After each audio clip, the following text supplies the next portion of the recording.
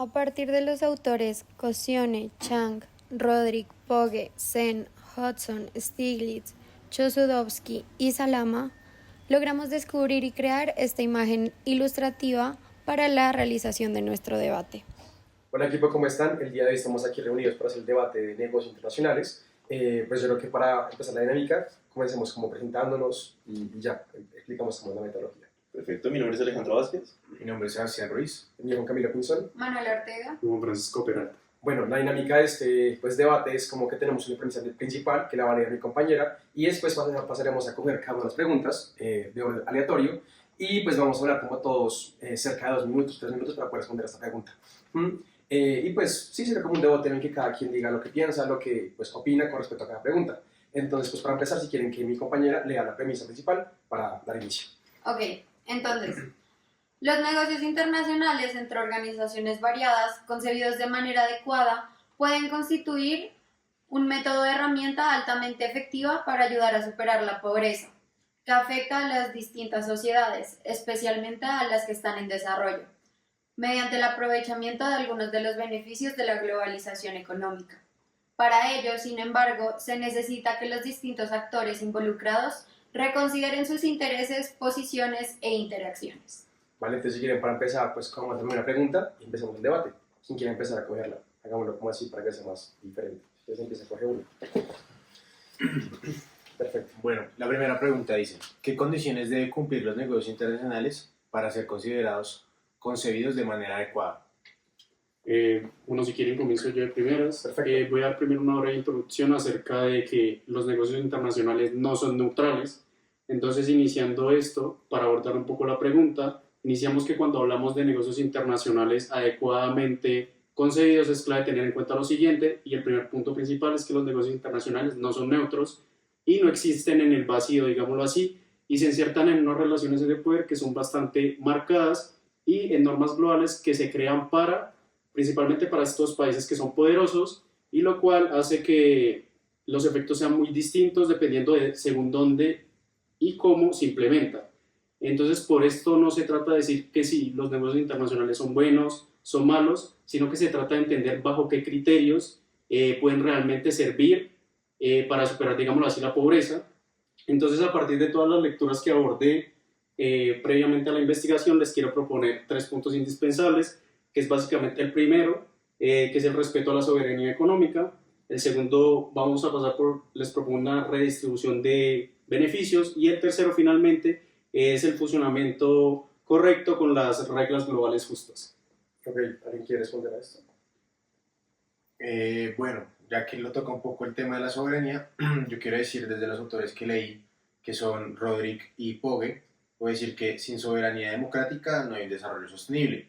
Porque entonces Roderick sostiene que los países deben tener como una libertad para poder formular sus estrategias y como su manera de cómo proceder en su país. Entonces con esto dice que las condiciones del comercio internacional como que no permiten que haya una verdadera autonomía en cada país. Para esto les quiero traer un poco como un ejemplo que yo encontré reciente, es el Ghana y el arroz importado durante el 2021 y el 2023. Entonces que a pesar de décadas de apertura comercial, como ya lo sabemos, pues Ghana pues sigue importando más o menos el 70% de su arroz, pero principalmente desde Asia, desde India, Tailandia y Vietnam.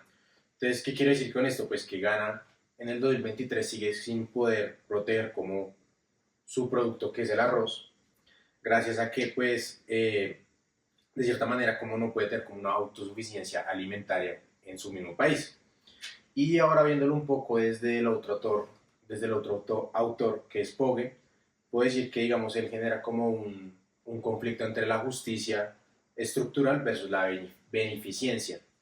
Entonces Pogge insiste que los negocios internacionales deben como corregir los desequilibrios que se ven, y no solo se debe hacer como un RCD cosmética. Entonces esto lo que hace es que genera como un sistema injusto, y pues esto también se vio, digamos, en el tema de las vacunas del COVID-19, que digamos se vio como que en vez de querer tener a la gente bien, se estaba viendo como un factor de que se quería era mantener las ganancias, más que esto. Y esto se ve, digamos, implicado, digamos, en los países, digamos, Estados Unidos, Europa, que a pesar de que tuvieron sus dosis muy rápidos y que estaba haciendo demasiado dinero, en países como África solo estaban llegando a tener su primera dosis y esto era debido a que se estaba produciendo la vacuna en otro país que a ellos no les beneficiaba. Ok, yo si quieren puedo interceder ahí, como que me gustaría decir algo, y es justo con lo que mi compañero Juan Francisco Peralta, pues, o sea, yo pienso, aquí tengo tres como autores importantes. El primero es el tema de que evidentemente los países deben poder como desarrollarse, pero nos desarrollamos dentro de un contexto que es como el que está bien. ¿Y cuál es el que está bien? En los países desarrollados. Y aquí me refiero al autor Ha Hong Chang, el cual habla que inicialmente cuando los países empezaron a desarrollarse, ellos crearon como políticas proteccionistas para poder empezar con su tecnología, con su desarrollo, y pues al fin y al cabo, ellos lo hicieron en su momento y hoy en día son esas potencias. Y lo que ellos imponen ahora es como, vean, nosotros somos estos, ahora ustedes dan la materia prima para poder ser igual que nosotros, cuando ellos nunca lo hicieron. Entonces al fin y al cabo es como entender como esa relación de poder que hay entre ambos países, lo que decías tú, y pues al fin y al cabo cómo esto afecta a los que no estamos desarrollados. Como que al fin y al cabo, como lo dice ya después el mismo autor, como que siempre vamos a ser vistos como un país netamente que va a dar materia prima y que esto nos va a dificultar totalmente el tema de poder crecer, porque estamos enfocándonos en dar materia prima, dar comida, dar tal, dar un montón de insumos, pero esto nos está permitiendo poder avanzar en tecnología, en infraestructura y en un montón de esquemas que al fin y al cabo lo que hacen es que seamos una potencia como ellos, sino que siempre vamos a poder, como siempre vamos a tener que estar en ese momento en que estamos como en desarrollo, pero no llegamos a nada. Y aquí toco a un último autor que es Joseph Stiglitz, el cual habla que cuando hay una globalización, sin tener en cuenta como los términos sociales y culturales dentro de cada país, al fin y al cabo lo que se va a someter o lo que se va a llegar es que nunca se van a poder abordar bien esos problemas sociales que hay. Entonces nunca se van a poder solucionar y por tal razón como que las desigualdades existentes van a crecer cada día más. Y es lo que pasa al fin y al cabo. Si nos damos cuenta, los países grandes, su PIB, sus indicadores de economía, de, yo qué sé, estilo de vida, cada vez crecen más. Y los nuestros dependen de ellos. En este momento, si nos damos cuenta, China tendrá sus problemas, Estados Unidos, perdón, tendrá sus problemas con China, eso aumenta el dólar, eso aumenta los cafeteros, y al fin y al cabo, como dependemos todo el tiempo de ellos, porque somos netamente productores. Y ya no sé, eso sería por mi parte. Ok, creo que tocaste dos temas muy importantes. Primero con el autor con Chang, creo que es muy importante tener en cuenta el contexto. Como él lo comparaba, la analogía que él hacía era que tú no podías comparar a un niño de 6 años con un adulto, porque obviamente los rendimientos van a ser muy distintos y evidentemente esto pasa con los países subdesarrollados y los países desarrollados, cosa que no puedes dar unas reglas globales como muy estandarizadas sin antes tener en cuenta como todos los contextos sociales que hay. Yo me voy a ligar como hacia un lado más social también, donde un negocio internacional que funcione de manera adecuada debería ampliar las libertades, las capacidades humanas, también lo que les decía, permitir una soberanía nacional para definir estas políticas públicas y que no sean reglas tan estandarizadas, que son reglas que llegan a perpetuar, por así decirlo, lo que es la pobreza. Entonces, por ejemplo, aquí ¿a qué me refiero? Que es importante erradicar como aquellos problemas que son evitables, generando educación, salud y participación política. Entonces, por ejemplo, ¿qué pasa? En 2023 la OMS dice hay 4.5 mil millones de personas que no tienen acceso completo a servicios de salud. Y un negocio que no contribuya a resolver este tipo de problemas, un negocio internacional me refiero, que no contribuya a resolver este tipo de problemas, no nos debería ser visto como que funciona en lo que se dice de manera adecuada. Finalmente, todo negocio, la finalidad también es hacer crecer como a las personas y contribuir a la calidad de vida de las personas que se encuentran en esta organización. Entonces, por ejemplo, también hay que tener en cuenta la apertura en como una apertura que vaya muy ligada al contexto nacional, para no profundizar como la dependencia de las exportaciones primarias. Y aquí voy a un punto como que tú tocabas, el tema de que los países subdesarrollados no pueden generar, no están agregando valor a sus productos. O sea, y es muy difícil para ellos porque era lo que pasaba con el tema del café y Suiza, si no estoy mal, que es, finalmente, sí, Colombia puede tener mucho café, pero realmente quien genera más dinero es Suiza, porque nosotros entregamos, es la semilla de café. Y, por ejemplo, ahorita hay muchas confederaciones, como el caso que nos proponían en las lecturas, que son iniciativas que están ayudando a tener estas aperturas de manera adecuada y de manera justa también, porque no es ni blanco ni negro, es que contribuya como a que todas las personas implicadas puedan tener calidad de vida y que si bien hay todavía falta mucho por recorrer para que haya un comercio o un negocio internacional completamente justo, que es una vista un poco complicada, ya hay mecanismos y existen confederaciones que se están encargando de permitir esto. Y ya. Sí, yo siento que los negocios internacionales que se están viendo hoy en día son negocios que verdaderamente replican estructuras que se han visto en los años anteriores, que son estructuras coloniales, donde podemos ver desigualdad económica, podemos ver dependencia del sector sur global, del sector norte global, y donde verdaderamente hay negocios que se vuelven éticamente inadecuados y económicamente insostenibles, sobre todo para países de Sudamérica y Asia, y África, perdón, que son los dos continentes que verdaderamente no han podido desarrollarse. Y nosotros, tú mencionabas el caso del chocolate suizo, y es un caso que, por ejemplo, lo podemos ver también con el acero. El acero colombiano que producía Colombia por muchos años era uno de los grandes pilares de exportación de la nación. Sin embargo, ahorita, ¿qué pasa? Todas las empresas están quebradas. ¿Por qué? Porque el acero chino es insostenible, la competencia que genera el acero chino y el poderío económico que tiene China, y países como Colombia, como Venezuela, como Perú y todos estos países del sector sur del mundo, pues quedan atrás en esta apertura económica que supuestamente pues sí, está hecha como para el intercambio, para que cada persona tenga como la posibilidad de un acceso eficiente a la información, a los contenidos, a todos los productos, pero pues que a fin de cuentas afecta a unos más que otros y benefician a unos. Y benefician a unos y pues afectan a otros. Entonces, siguiendo esa línea que también estabas diciendo tú, Manuela, tengo el autor Michael Hudson de 2023, donde básicamente dice que instituciones como el Fondo Monetario Internacional, el FMI, la Organización Mundial del Comercio y la OMC no están diseñadas verdaderamente para promover un desarrollo equitativo. Están diseñadas verdaderamente para asegurar las relaciones desiguales que hay entre la parte norte del mundo y la parte sur del mundo, que no se ven a gran escala, no se ven porque, como tú lo decías, no es blanco y negro. Verdaderamente no es como hay unos malos, hay unos buenos, solo que el que tiene el poder en estos momentos, pues no poder, pero como el que se está beneficiando en estos momentos, pues va a querer que se sigan replicando estas acciones de inigualdad. Y finalmente, ya para que no sea bastante larga esta parte del debate, voy a mencionar al autor Joseph Stiglitz, perdón si lo pronuncio un poquito mal, con su obra El malestar en la globalización, que básicamente dice cómo esas reglas comerciales supuestamente están bien vistas y cómo verdaderamente países aprovechan esas reglas comerciales y ellos mismos crean esas organizaciones donde verdaderamente podemos ver cómo esos productos internos brutos, indicadores como el IPC, todos esos indicadores económicos de esos países crecen todo el tiempo. Y economías que se supone que están en desarrollo, como la colombiana, vemos que a veces dan números negativos o a veces simplemente crecen no como lo deberían hacer. Sí, yo creo que aquí es el tema de que evidentemente pues hay muchas cosas con respecto a esta pregunta. Yo creo que el tema más importante y como lo que más se contrapone es el tema de lo social y el tema como de esa relación de poder que hay entre países.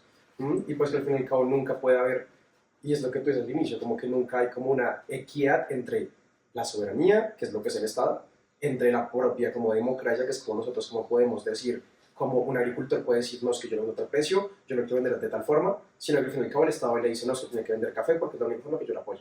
Entonces como que hay muchas relaciones de poder dentro del país y fuera del país que nos obligan a estar dentro como de un sistema que pues es muy complicado. Sí, es que es un sistema jerárquico muy marcado, donde prácticamente los que están en la base ejemplo, los cafeteros, los productores, no tienen cómo llegar a la punta para que sea escuchada su voz, por así decirlo, y muchas veces tampoco tienen el conocimiento completo para saber cuánto es lo justo y cuánto es lo que se debería pagar o tener para que sea realmente lo que yo les decía, que quite estas brechas tan marcadas de desigualdad y que ayude a las personas a tener una mejor calidad de vida. Bueno, no, pues complementando un poco lo que ustedes dicen, yo creo que podemos llegar a una conclusión y es que si los negocios internacionales no respetan como esa soberanía y no quitan como esas reglas injustas, pues no están ayudando al desarrollo que se está buscando, como el que tú querías o estás hablando ahorita. O también con lo del ejemplo de que el café colombiano, el hierro y todo esto, entonces como que eso lo que hace es que no ayuda a ese desarrollo. Y están manteniendo como pues un orden desigual en el mismo mundo en el que estamos, porque a hoy en el 2023 hay países, como ustedes lo dicen, que no pueden ni siquiera decir como no, yo quiero cultivar esto, yo quiero hacer esto, porque tienen que ser de cierta manera como unas reglas injustas. No sé si alguien más quiera decir algo. Yo quiero decir algo, aparte de eso, las políticas proteccionistas de los países desarrollados son un poco más marcadas. Como dice Chang, también quisiera volver a retomar, a traer a colación lo que usted dijo, que es básicamente que en un punto cuando las industrias estaban mal, en países desarrollados como Estados Unidos, Alemania, no sé, Corea del Sur, pues se tomaron medidas regulatorias bastante rápido. Entonces, ¿qué pasa en el contexto de los países subdesarrollados? Pues que básicamente les dicen, abran sus mercados, abran los mercados, sin importarles que no tienen infraestructura industrial, no sé, no tienen capacidades productivas locales, lo que pasa mucho con lo que decías tú, muchos cafeteros cultivan, se centran en el cultivo, hay un intermediario que es el que se lleva la mayoría del dinero y finalmente llega al distribuidor final. Básicamente esto no es equitativo y el precio que ellos perciben no es el mismo al que se vende en el mercado. Entonces quisiera un poco traer eso. Y aparte, pues no sé, me parece a mí que es muy violento, o sea, como que al fin y al cabo Estados Unidos tiene un tratado con Colombia y le dice, no, es que necesito que usted me traiga esto, esto, esto. Y pues Colombia, como es un país subdesarrollado, dice, listo, yo voy con mis agricultores y les hablo.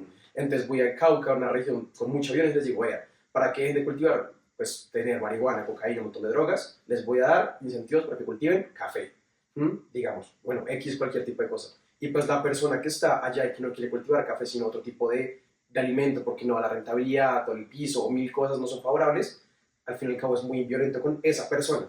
Y si esta persona como que pelea con él, se dice como, no, no lo voy a hacer, como Colombia dice Estados Unidos, no, no lo voy a hacer. Sí, tenemos un montón de tratados que si tumbamos nos tumban otros 8. Entonces al fin y al cabo termina ser una relación de poder muy violenta en todas las escalas, literalmente, donde todos estamos obligados a pertenecer a esto y como retribuirle de alguna forma.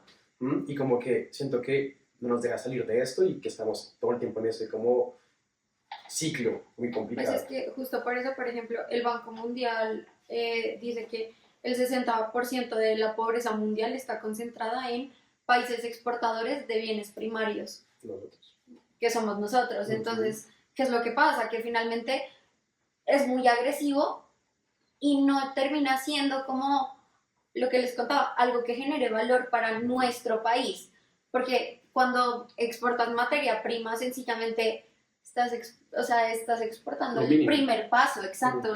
Y al fin y al cabo no vas a generar una riqueza significativa con esto. Yo creo que todo también está en aprender a darle valor al producto y con los negocios internacionales como enaltecer esto, pero ya con un valor colombiano en este caso, digamos. Que básicamente eso es lo que dice Roderick y Pogge, que ellos tienen como buscar una autonomía que le ayude a su propio mercado, o sea, que tenga la autonomía de ellos quitar todo este tema de aranceles, bueno, como que sea más libre, que sea libre comercial al final.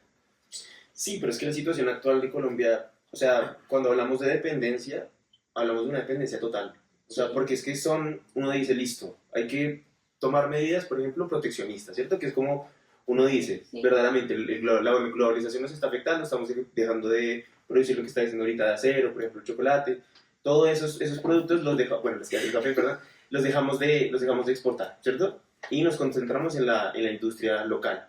La cosa es que para la vida diaria, por ejemplo, nosotros los colombianos, los precios que comienzan a aparecer, comienzan a subir. ¿cierto? Los precios comienzan a subir completamente. Pero entonces nosotros podemos decir, ok, bueno, vamos a comenzar a invertir en industria. ¿Qué pasa con los países subdesarrollados? Como por ejemplo lo estamos viendo Argentina, que Argentina ahorita con el Fondo Mundial es el país más endeudado del mundo. Entonces es un país que así quiera comenzar a invertir, por ejemplo, en industria local, para ayudar a agricultores. No lo puede hacer porque es que él verdaderamente está así. O sea, económicamente no puede apoyar. Y Colombia pues no está en esa misma situación, pero también está pasando eso, exacto. O sea, debe y está en un déficit constantemente. Y en Colombia también pasa algo, y es que está el desconocimiento acerca de cómo en temas de exportación. Entonces, si en Colombia es un gran exportador de commodities, de materia prima, pues el colombiano verdaderamente no sabe acerca del potencial que puede tener las exportaciones. Entonces muchas personas ni siquiera tienen conocimiento, no saben cómo iniciar iniciativas de exportación. Entonces, ¿qué pasa? Se saca el commodity acá, se manda, y el valor agregado lo ponen ellos, y es como si lo hicieran directamente en el exterior, cuando, digámoslo así, este proceso de, digamos en el caso del café, la extracción de café, también es un proceso bastante importante, digamos así, porque de igual forma, pues el cafetero tiene que llevar unas medidas regulatorias, tiene que estar regido bajo entes que regulen todo el tema de cultivos, y esto también es un valor agregado que no le da mucha importancia en el producto final. Es básicamente manda el commodity y ya, y produzcamos y distribuyámoslo a todo el mundo. Listo, yo creo que ya quedamos perfectos en esta pregunta, yo creo que ya solucionamos, todos dimos 2 puntos a favor y en contra. ¿Qué les parece si hagamos la siguiente pregunta y empezamos como a desarrollarlo? ¿Quién la quiere coger si quieres? La que quieras ahí. Entonces dice, ¿qué tipo de beneficios de la globalización económica realmente contribuyen a reducir la pobreza? Okay. ¿Quién quiere iniciar? Bueno, no, pues si quieren yo tengo un poco de datos como generales que les pueden ayudar a ustedes cómo empezar a hablar ya bien. Entonces yo quiero decir que de lo que yo busqué puedo sacar una conclusión, y es que no hay beneficios si se sacrifica la soberanía. Esto pues lo digo con base a Roderick, que básicamente dice que se busca como un equilibrio entre el comercio para encontrar esa integración que estábamos hablando anteriormente. Entonces lo que dice es como total, se necesita de parte y parte, pero se necesita un equilibrio que usted pueda ayudar a su gente como también pueda ayudar a los otros, como en verdad ser libre de poder ser parte y parte. Entonces no sé si quieren empezar un poquito de ahí, si quieren. Yo me gustaría continuar con eso, a dar 2 ejemplos bastante puntuales. El primero es con respecto a Ghana, pero esta vez con su industria láctea, que básicamente pues Ghana, la industria nacional, digamos, de Ghana, adquirió una dependencia bastante importante para importar la leche en polvo desde Europa. Entonces, ¿qué pasó? Básicamente esto destruyó lo que fue su economía local, y ahorita toda la leche en polvo es subsidiada, es mediante importaciones subsidiadas desde Europa. Entonces, eso fue después de los tratados con el Fondo Monetario Internacional. Y el segundo dato ya es un dato más global, más puntualmente, que dice que más del 70% de los ingresos de los países, digámoslo así, pobres, entonces siguen dependiendo de materias primas, como lo habíamos mencionado anteriormente, sin valor agregado, como le habíamos dicho, puro commodity, y no pueden aplicar esas políticas industriales debido a que se tendrían que romper los tratados de libre comercio. Entonces, básicamente, lo que quieren hacer estas empresas es reforzar un poco ese rol de proveedores baratos, pero lo que no hacen es fomentar un poco el desarrollo, la transformación productiva y el desarrollo industrial dentro de los países donde operan. Entonces, quisiera citar un autor que es Salama, que dice que la apertura no siempre es buena, puede ser funcional como puede ser disfuncional, también eso depende de si fortalece o debilita un poco lo que es la capacidad productiva del país de origen, donde operan. Y pues básicamente, si los países no tienen esa soberanía no pueden decidir, digamos, cuándo ni cómo, entonces pues estamos atrapados en un círculo vicioso que básicamente, como lo habíamos dicho y llegamos a la conclusión en el punto anterior, pues beneficia a muy pocos y deja a la deriva a miles. Sí, yo ahí quiero decir algo, y es como que, pues yo creo que evidentemente con lo que tienes como que crecer en equilibrio, yo creo que sí, crecimiento, y como que sí podemos decir como hay un crecimiento, pero no todo crecimiento nos va a desencadenar como una verdadera, pues como cambio en la pobreza, ¿sí? Porque yo que sé, países en Asia, en China, que al fin y al cabo tienen un montón de empleados, un montón de industrias, hacen commodities, hacen camisas, un montón de telas y un montón de cosas, pero al fin y al cabo, ¿cómo les pagan? Les pagan 3 pesos. Entonces aquí justo tengo un autor que es Stiglitz, el cual dice como que al fin y al cabo, generalmente en estas relaciones de poder que hay en la globalización, generalmente quien se queda con todo el dinero son estas personas que son de las élites del mundo. Sí, que al fin y al cabo, yo que sé, va X empresa y te dice, vendemos Adidas, vendemos camisas en 200.000 pesos, pero voy a China y las compro en 5 pesos. ¿Y cómo se las pago a ellos? En 1 peso. Entonces al fin y al cabo como que siento que ahí es donde está más fuerte el tema como esa pobreza, como que pues la puede afectar, pero al fin y al cabo es muy complicado hacerlo. Pero también creo que hay otra contraparte y es el hecho de que yo creo que la globalización sería como una herramienta de las personas para poder crecer, como que lo que decía Pacho, o sea, al fin y al cabo, yo puedo, como una persona X, como no soy un élite colombiano, puedo decir, bueno, voy a importar maletas, voy a exportar maletas, y empiezo a hacer el negocio. Pero pues ahí es donde está como ese conocimiento o desconocimiento sobre los temas. Y pues que al fin y al cabo es como muy complicado pues llegar a eso y pues poder pensarlo y planeárselo para poder desarrollarlo. Entonces, Sí, un poco, qué pena. Antes de, como, de seguir, me gustaría también complementar un poco eso, y es que si bien pues eso beneficia a muchas personas de la élite, también esto va como con la generación de valor que tienen esas personas sobre el país donde operan. Entonces me gustaría tocar un poco ese tema que es bastante importante y pues ya darle, si quieres, continuar. sí, no, total, o sea, yo venía un poquito como a validar full lo que tú decías, lo de que no todo lo que genera crecimiento necesariamente va a reducir la pobreza, pero por ejemplo, para nadie es un secreto que la globalización sí ha traído muchas ventajas y la apertura, por así decirlo, ha traído muchas ventajas para aquellos países o lugares que han decidido hacerlo de una manera estratégica, y también un beneficio de la globalización, si se hace de una manera adecuada, es que pueda ampliar las libertades y las capacidades de las personas, permitiendo que vayan a nuevos mercados, que tengan un mayor flujo o volumen de clientes o consumidores objetivos que quieran adquirir estos productos. Pero también hay que entender que si los mecanismos globales impiden que los pobres como accedan a sus condiciones mínimas de vida, entonces es necesario reformar esto. Como que también hay la globalización, como por ejemplo la inversión extranjera, ha traído muchísimos beneficios para muchos países en términos de tecnología, de educación, pero también hay muchas cosas que todavía se deben ajustar. Por ejemplo, que como Chang lo decía, como el desarrollo va a ocurrir solo si se construyen instituciones locales también fuertes, porque si se construye estas instituciones locales fuertes, con esta apertura, obviamente la globalización va a permitir que estos negocios crezcan, por así decirlo. Entonces, ¿qué es lo que pasa? Para hacer esto, Salama también decía como que si la apertura como destruye como las industrias locales y genera dependencia, no va a ayudar a la pobreza. Pero que para esto es necesario como tener una apertura estratégica. Y si se hace una apertura estratégica con los países, va a generar crecimiento, y ahí es cuando se ve realmente los beneficios de la globalización, por así decirlo. Bueno, yo quiero hacer la afirmación que creo que la va a servir Alejandro, con los temas que él tiene, y es, voy a leerla, y es que el autor Thomas Pogge, él afirma que la pobreza no es simplemente el resultado de malas decisiones internas, sino de un sistema global estructurado para beneficiar a unos pocos a costa de muchos. Entonces, básicamente es como las reglas de comercio, los tratados financieros, las prácticas fiscales, pues como tú crees que eso se ve, o como qué puedes decir tú de eso, ya que estamos tocando el tema de la pobreza. Sí, yo siento que va muy de la mano con lo que pues, estaba diciendo uno de los autores que he investigado, perdón si pronunció mal, se llama Chosudowski, que básicamente dice que sí, por ejemplo, para el consumidor final, sí, verdaderamente la globalización ayuda. ¿Por qué? Porque los precios bajan, ¿cierto? Porque hay una mejor calidad de vida. Estoy en Colombia y puedo tener productos de las marcas más reconocidas.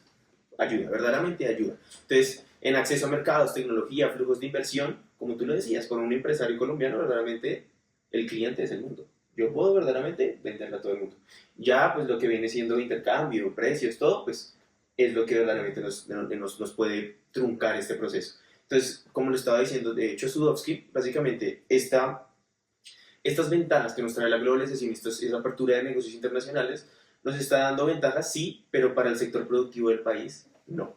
Entonces, aquí les voy a dar algunas cifras, también de la mano de lo que tú decías, de lo que decía Pogue, y es que básicamente, por ejemplo, la inversión extranjera directa, la IED, se suele concentrar en estos sectores del sector sur mundial, en sectores extractivos o de bajo valor agregado. ¿Qué significa? Que sectores industriales, sectores que verdaderamente tienen un valor agregado o que van a generar más riqueza, no están siendo trabajados en estos lados del mundo. Además que la inversión, perdón, la inversión directa en estos países disminuyó un 16% en promedio en estos últimos 2 años. ¿Qué significa esto? Que verdaderamente la concentración de la riqueza no se está yendo acá. O sea, la concentración industrial, la concentración de manufactura no está en estos países, sino que está en países, por ejemplo, hacia Asia y hacia algunos sectores de Europa, como Alemania e Italia, aunque ya no tanto. Y finalmente, entonces que la economía global crece en una tasa de 2.7% de esa parte del sector del mundo. Que si lo comparamos pues con el sector norte, verdaderamente es un crecimiento muy paupérrimo. Porque, por ejemplo, hemos visto casos como, por ejemplo, el de Corea del Sur. Corea del Sur hace unos años era del nivel de economía incluso más bajo. Y ahorita mira cómo está por esas tasas de crecimiento. Bueno, sí, yo también quería plantear algo y es como lo que les venía diciendo de la inversión extranjera. Uh-huh. También hay claros ejemplos en cómo esto ha contribuido a reducir la pobreza. Entonces, por ejemplo, el informe del Banco Mundial en 2023 nos muestra como el caso de Vietnam, que ellos para 1993 tenían un índice de pobreza del 58%. O sea, y que con esta inversión extranjera directa estratégica que se fue ligada hacia educación, técnica, tecnología y planificación industrial, ha reducido, para 2022 redujo a menos del 5% y ahora en 2024 está en 0.8%. O sea, es realmente significativo el beneficio que trajo este tipo de inversión y es como saber qué le conviene también al país y cómo se hace. Uh-huh. Y Sí, no, continúa, se me ocurrió algo. sí, entonces, ¿no? Puedes continuar. Sí, no, yo creo que, somos lo que decías, como que al fin y al cabo, algunos países, no sé lo que piensan con esto, como que algunos países en verdad ven la globalización y tienen una oportunidad de crecimiento muy grande y la logran. Pero no entiendo cómo, y es lo que siento que hemos hablado en clases y en todo lado, es como un país que tiene recursos, que tiene un montón de cosas por estallar, una población que trabaja y que hace, ¿por qué no crecemos? ¿Qué pasa acá? Y pues yo creo que ahí entra una cosa, y es como que el hecho de que yo creo que nos toca acá analizar un poquito el tema de la equidad en cómo esas relaciones de poder y como en ese tipo de, sí, relaciones como con los negocios internacionales, digámoslo así. Y pues yo creo que aquí lo que yo pienso, como para empezar el debate, es como que yo sí creo que lo que tú decías, como que ellos hacen como unas postulaciones o unos movimientos muy estratégicos para aprovechar esta globalización. Pero al fin y al cabo, en Colombia, como que estamos como maniatados, ¿sí? No sé hasta qué punto esos países lo estaban, pero fue lo que decíamos antes, como que al fin y al cabo, cualquier movimiento de nosotros como que puede jugarnos en contra.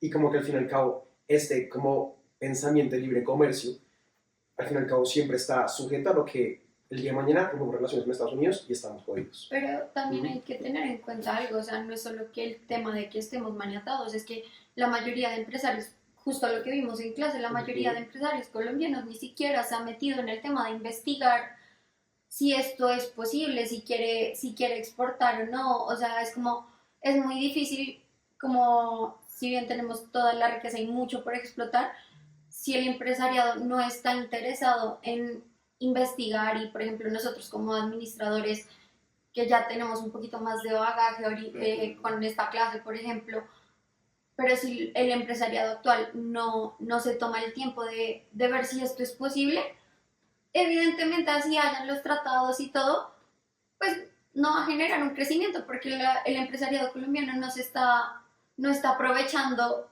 la globalización como tal. Y aparte la redistribución de los beneficios pues nunca va a ser equitativa. Exacto. Bueno, justo lo iba a decir y es el tema de la redistribución. Es básicamente en lo que se enfoca Pogue, y es que él dice que la redistribución no es una limosna. Entonces, como tú lo explicabas bien, Colombia, claro, tiene muchas posibilidades de hacerlo, pero ¿por qué no lo hace? Por lo mismo que estamos atados. Entonces él dice como estamos tan atados que pedir un poquito más de lo que es legal o moralmente justo está mal visto o se ve como una limosna. Entonces es básicamente como una responsabilidad moral y legal que esta pues es basada en el hecho. Y les quiero dar un ejemplo que yo encontré en una noticia, y es que en el 2023 a más de 100 economistas y líderes mundiales, incluyendo al FMI y al Banco Mundial, se propuso que un impuesto global del 2% a los ultra ricos, o sea, a la gente que podría generar más de 250.000 millones de dólares anuales. Esto como para hacer como un balance entre todo lo que veníamos hablando de la pobreza, de toda esta gente, porque esta gente tiene mucho poder y no hace nada para generar un equilibrio, o sea, todo se lo quieren quedar ellos, a costa de muchos o de pocos. Entonces no sé si alguno quiere de pronto empezar con su parte desde este análisis o esta...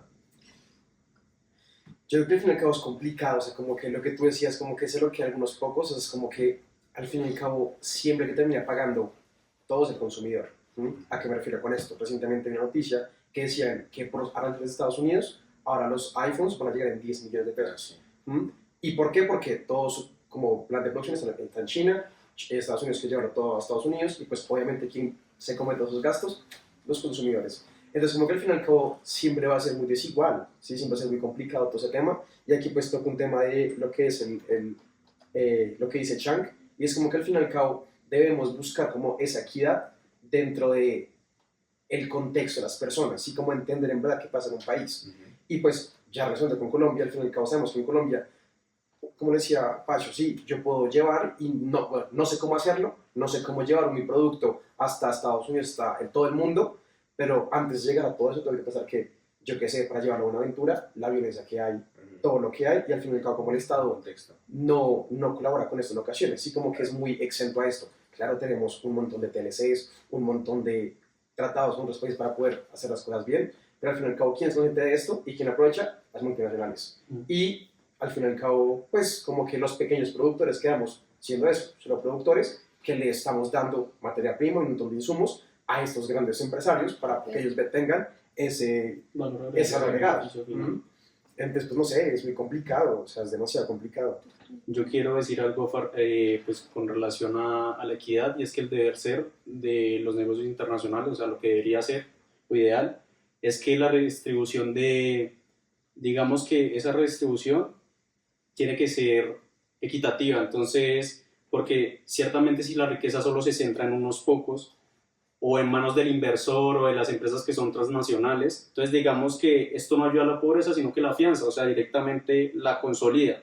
Entonces aquí yo quiero citar el texto de Cosione con el caso Cosurca, que básicamente, esto es un caso colombiano, que básicamente nos muestra que cuando los negocios internacionales se incluyen en buenas prácticas de redistribución de los recursos o de valor, el impacto del desarrollo humano es bastante fuerte. Entonces vuelvo a citar directamente este caso, y es que básicamente Cosurca invirtió aproximadamente el 15% de sus ingresos en lo que son proyectos sociales, formación para jóvenes, apoyo a mujeres rurales y acceso a lo que es una salud comunitaria. Entonces básicamente este modelo obviamente no es la norma, esto no lo siguen todas las empresas.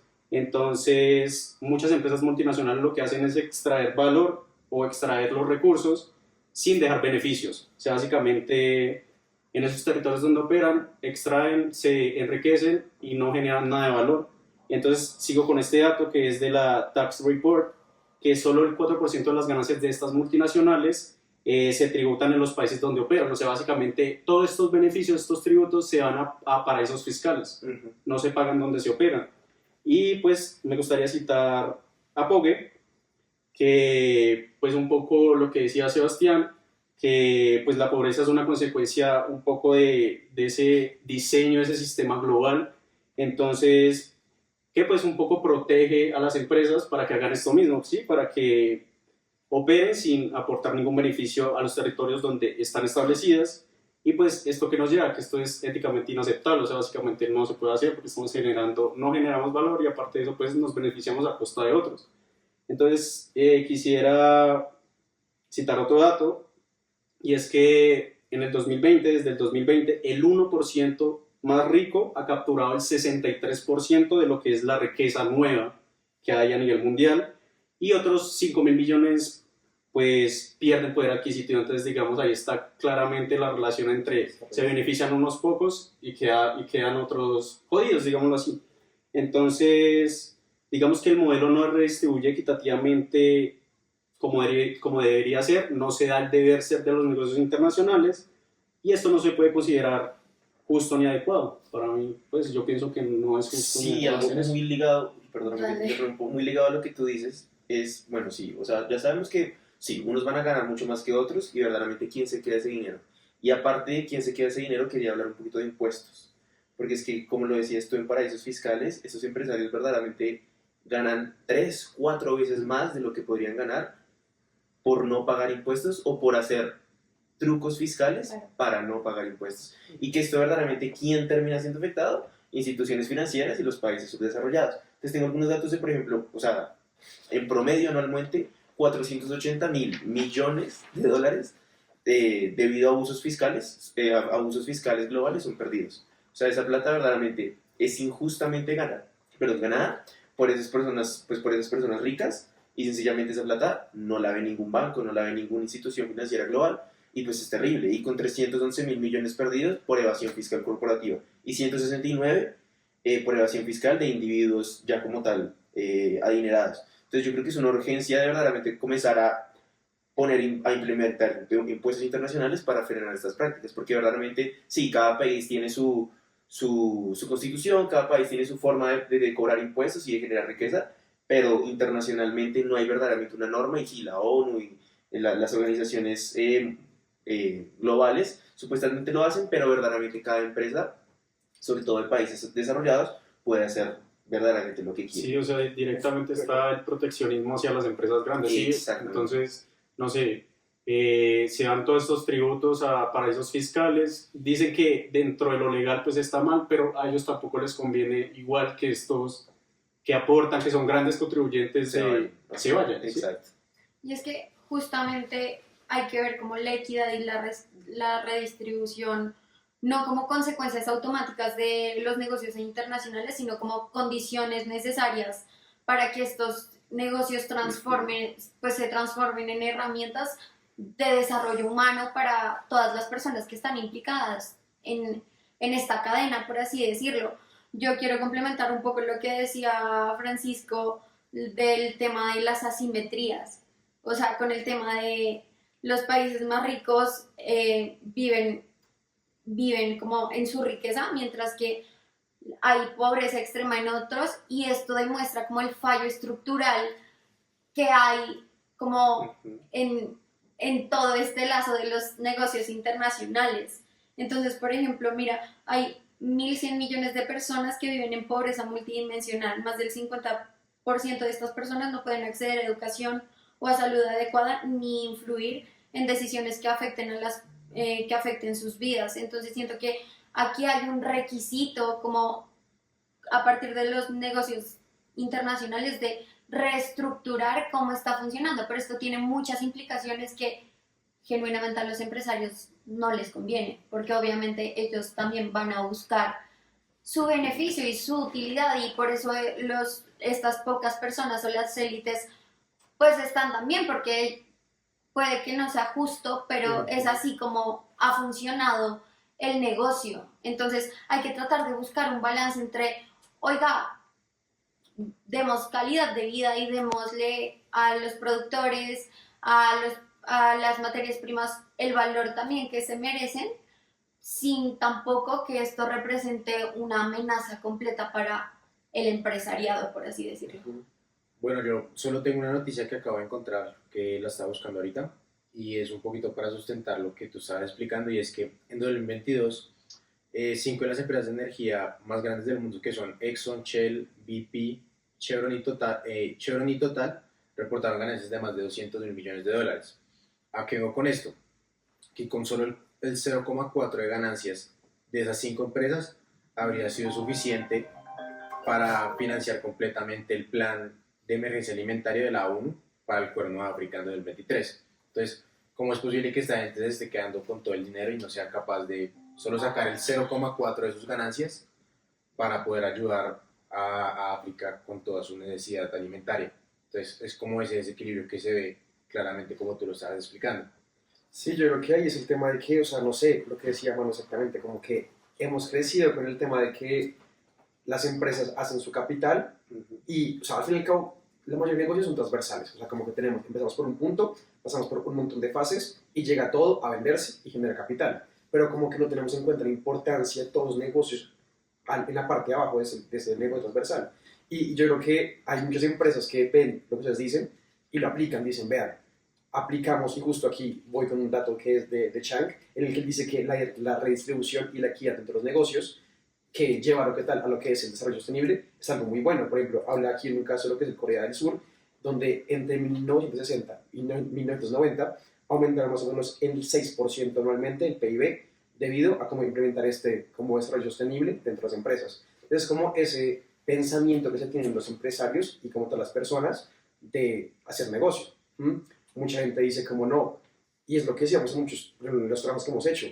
Si nos damos cuenta, cuando hablamos del tema de esta empresa que le vendía Adidas, todo el mundo hablaba de pagarle 3 pesos a las personas que lo hacían, ¿sí? Cuando hay muchas otras tendencias que dicen, no, paguémosle un poco más para que haya esa equidad. Entonces yo creo que en vez de pensar en cómo evitar paraísos fiscales, en vez de cómo pagar aranceles, como al fin y al cabo que los países mediante su poder de decisión, ¿cómo se llama ese tema? Como el poder de cada estado, el poder, la maldición es Soberanía.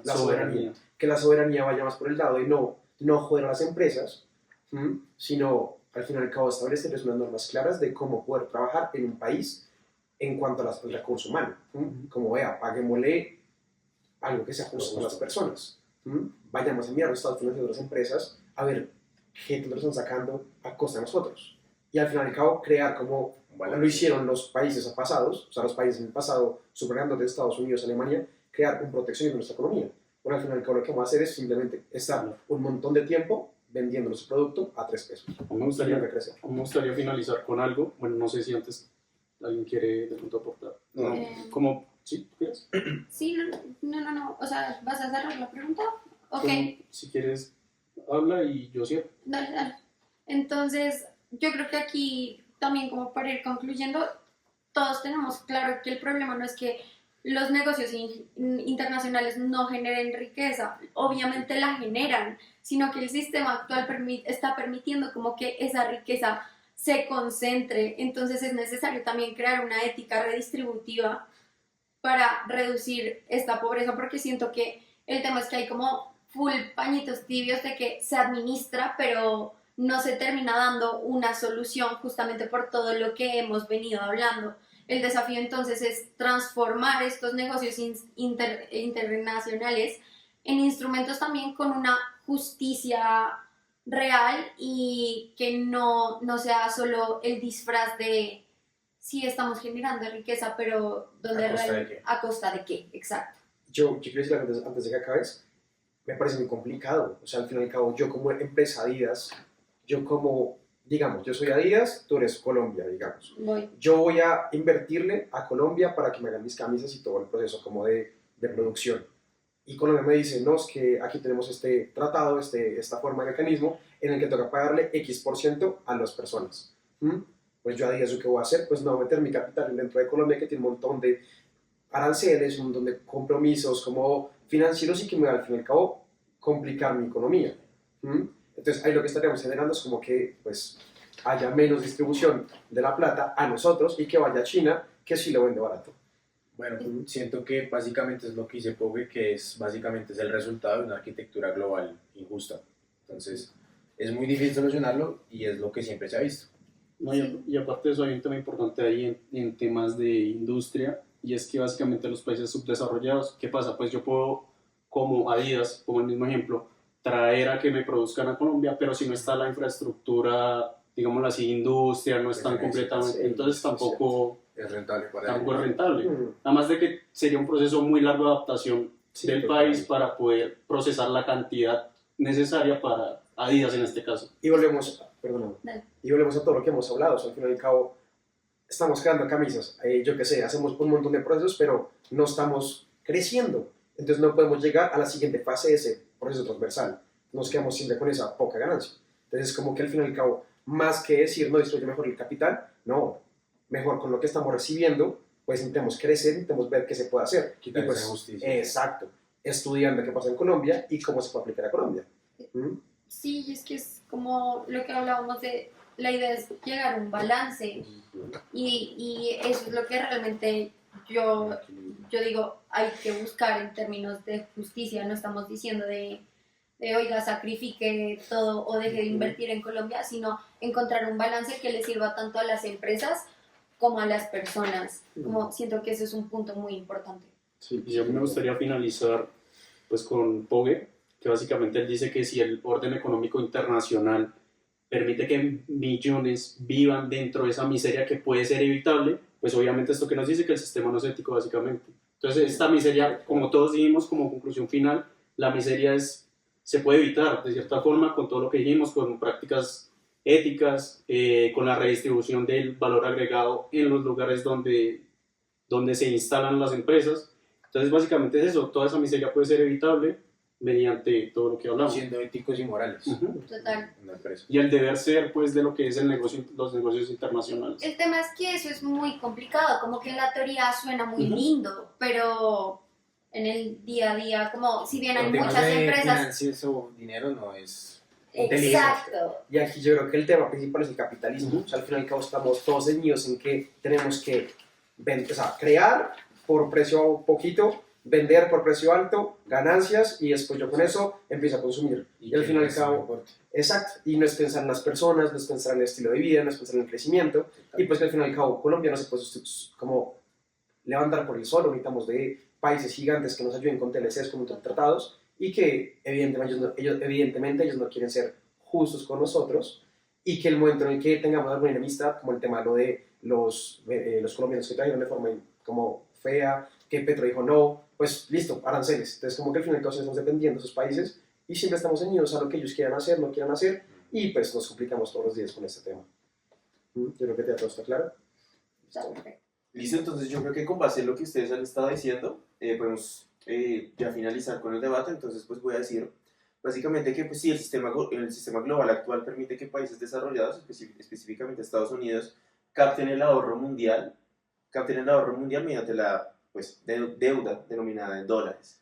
Entonces eso es uno de los aspectos más grandes por los cuales países subdesarrollados, por ejemplo en América Latina y en África, no pueden verdaderamente generar industria, que yo siento que ese es uno de los aspectos que hemos tocado, que más impactan la globalización negativamente para nosotros, por ejemplo, del lado sur del mundo, como para verdaderamente impulsar nuestras industrias, impulsar a nuestros cafeteros, productores de acero, productores de hierro, de todas esas materias primas, y verdaderamente sacar unas buenas industrias y que compitan a nivel global pues, de tú a tú, por ejemplo, con industrias como China, como lo era Estados Unidos, ya no tanto, pero China especialmente y la India, yo creo, hoy en día.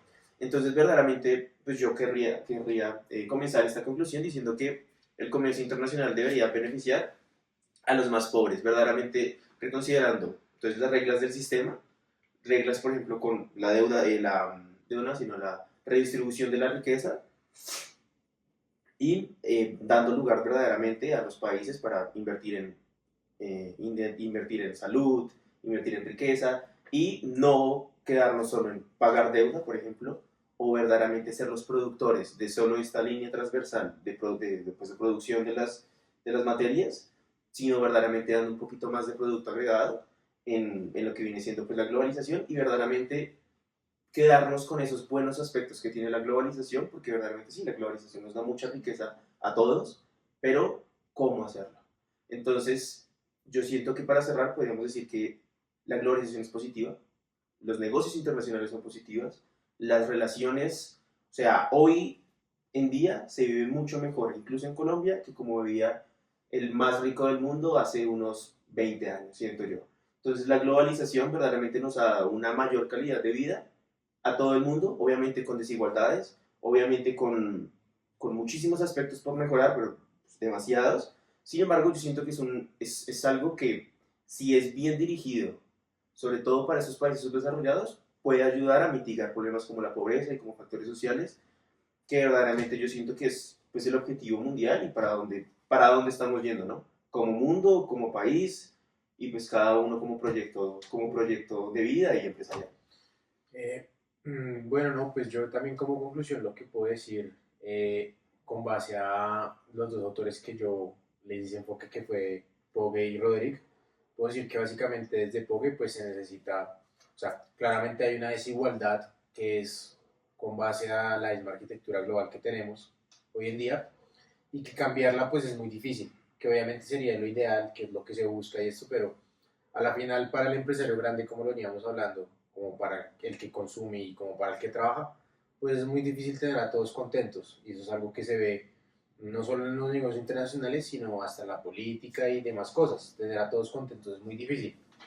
Entonces puedo decir que básicamente para un mercado ideal de negocios internacionales se necesitaría pues redistribuir el tema de ganancias y básicamente algo que es muy difícil es cambiar la arquitectura global de cómo está visto los negocios internacionales.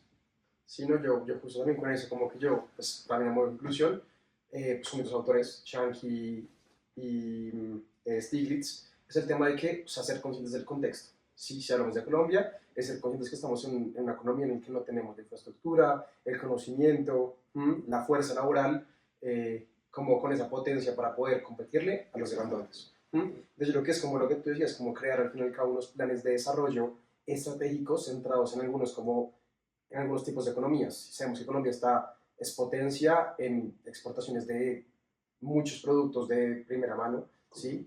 Y pues como listo, potenciémoslo, intentar dar valor a esa vaina para poder competir a estos grandes, pero aparte con un costo mayor porque les estamos dando una oferta de valor.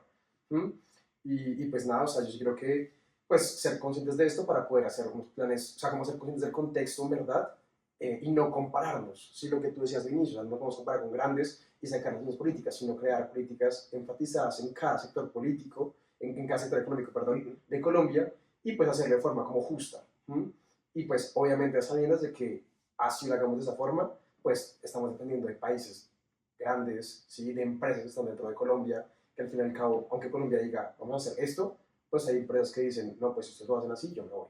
Entonces, ser conscientes de todo esto y aplicarla como una solución que sea íntegra, que sea tanto buena para los empresarios, que digan, listo, yo me quedo, a pesar de esto me va a dar como ley, pero pues que también sea justa en cuanto a esa producción hacia las personas. Sí, yo creo que también a modo de conclusión, complementando un poquito lo que dices, es como también si los negocios internacionales, y hablamos mucho de las pobrezas, siguen como en esta estructura o en este diseño de las instituciones globales para beneficiar pues a las élites, a unos pocos, entonces realmente no estamos tratando la pobreza, no la vamos a reducir, solo la vamos a administrar y a perpetuar, como lo que les decía antes, los de pañitos de agua tibia. Y que obviamente la globalización y el comercio internacional es una herramienta súper importante que beneficia un montón, pero sí hay que dejar de servir a unos pocos y también encontrar este balance para beneficiar como a todo el mundo en su justa medida. Pues finalmente, pues yo, a modo de conclusión también, pues yo no creo que los negocios internacionales como tal sean buenos o malos, digámoslo así, por sí solos, sino que todo depende hacia dónde vaya dirigido, cómo se hacen, para quién están pensados, etcétera, a modo de todo lo que hablamos de desigualdad, pobreza y todos estos temas. Además,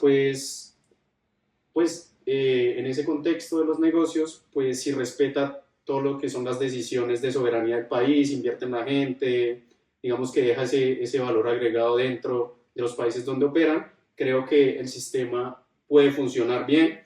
Y aparte de eso hay que tener en cuenta, para cerrar, que pues básicamente no podemos confiar o dejarlo todo en manos del mercado, sí, también se tienen que tener reglas claras, básicamente responsabilidad social y ética para que todo esto funcione en sincronía. Sí, total. Una cosita más, era lo que siempre hemos dicho y es algo muy importante para finalizar. Los negocios internacionales no tienen un blanco y negro. o sea, son un muy buen matiz que de una manera ética y bien manejada en términos de contextos y en términos de estrategias puede favorecer a muchos y puede Hacemos como crecer.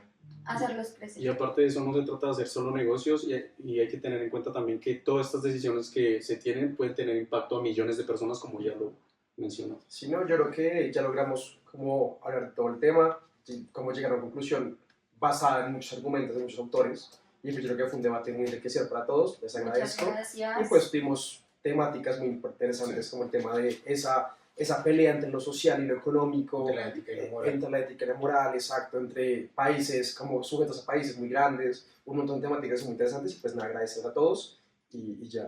Con esto damos finalización al debate. Gracias. Muchas gracias. Gracias.